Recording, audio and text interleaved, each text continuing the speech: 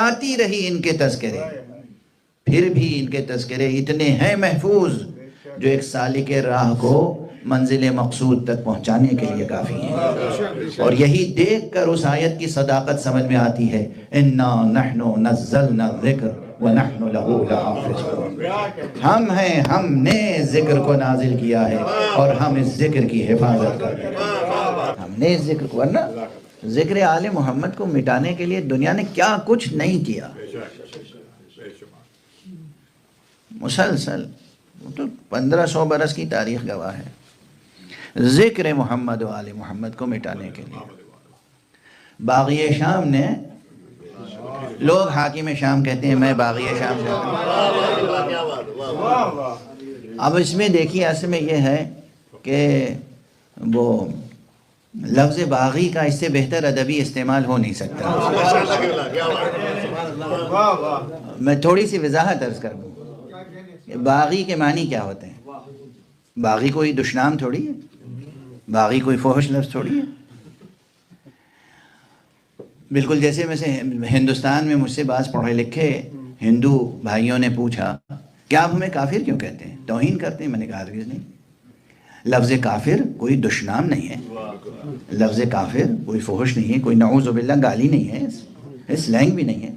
لفظ کافر تو اتنا اچھا لفظ ہے، حسین لفظ ہے، جو آپ کے اردو شعراء میں، ہندو شاعروں نے بھی جو شاعری کی ہے اس میں اپنے معشوق کو کافر کہہ کے پکارا۔ تو اگر کوئی لفظ ہے، اگر کوئی لفظ نعوذ باللہ اگر کوئی لفظ ایسا ہوگا جو ناشائستہ لفظ ہوگا تو کیا آپ اس کو اپنے محبوب کے لیے، معشوق کے لیے استعمال کریں گے؟ کافر بہت حسین لفظ ہے۔ اور اسی طرح سے میں عرض کر رہا ہوں کہ باغی بھی بہت حسین لفظ ہے۔ باغی کا استعمال میں عرض کروں، حدیث پیغمبر میں صلی اللہ علیہ وسلم،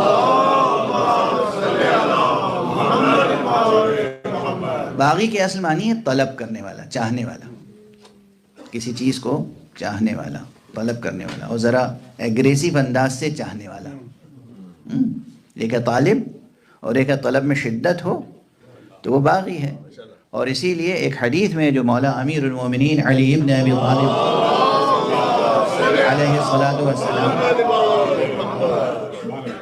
سے بھی مروی ہے، اور خود حضرت صلی اللہ علیہ وآلہ وسلم سے بھی مروی ہے، اور وہ یہ ہے کہ آپ نے فرمایا یا باغی العلم، یعنی اے علم کے طلبگار۔ ایک جگہ یا مبتغی العلم، ایک جگہ یا باغی العلم، اے علم کے طلبگار۔ کاش کہ ہم سب ایسے باغی ہو جائیں۔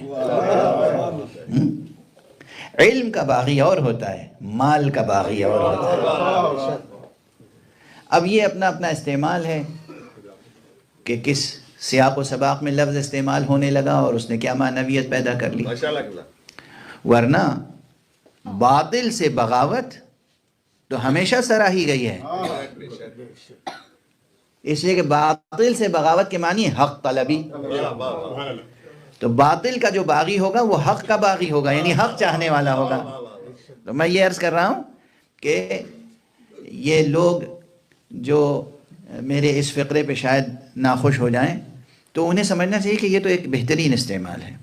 ایک شخص رسول کا دامن چھوڑ کے، اہل بیت کا دامن چھوڑ کے، اور وہ صرف حکومت کا طلبگار ہے تو ہم اسے باغی شام کہہ دیتے ہیں، اس میں کیا مشکل ہے؟ امیر شام و حاکم شام یہ سب کہنے کی ضرورت نہیں ہے، اس کی اصل صفت ہے کہ وہ باغی شام ہے، جو اس کی صفت بھی ہو گئی، ذاتی وصف بھی ہو گیا، اور تاریخ کا ایک سیاسی حوالہ بھی ہو گیا۔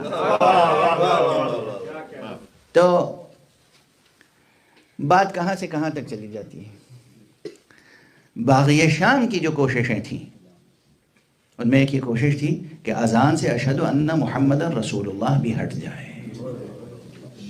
یہ ان کے اعترافات میں تاریخ کی کتابوں میں موجود ہے کہ جب مؤذن کہتا تھا اشہد ان محمد رسول اللہ تو اپنے قریب کے بیٹھنے والوں سے ایک سرد آہ کھینچ کے کہتے تھے دیکھتے ہو، دیکھتے ہو۔ اس نے جو لفظ کہتا تھا وہ ہم کہہ نہیں سکتے، حضور کے لیے تحقیر کا کلمہ، دیکھتے ہو کہ اس نے اپنا نام اذان میں بلند کیا، پوری دنیا میں ہر جگہ اس کا نام لیا جا رہا ہے۔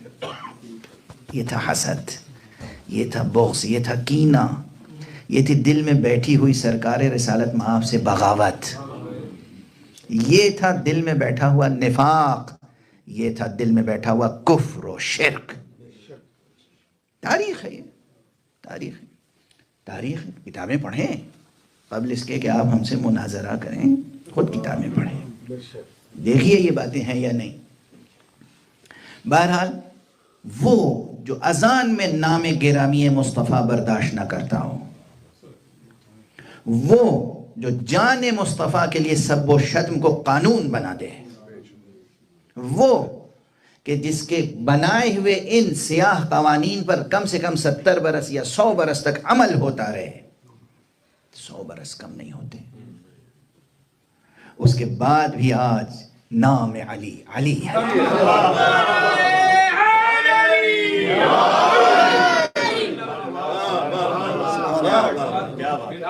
اس کے بعد بھی آج کسی کو بھیک بھی ملتی ہے تو اسی نام پر، کسی کو بلندی بھی ملتی ہے تو اسی نام پر ملتی ہے، کسی کو ہدایت بھی ملتی ہے تو اسی نام پر ملتی ہے. اور یاد رکھو جس کے نام پہ اس دنیا میں روٹی ملے گی، اسی کے نام پر آخرت میں بہشت ملے گی.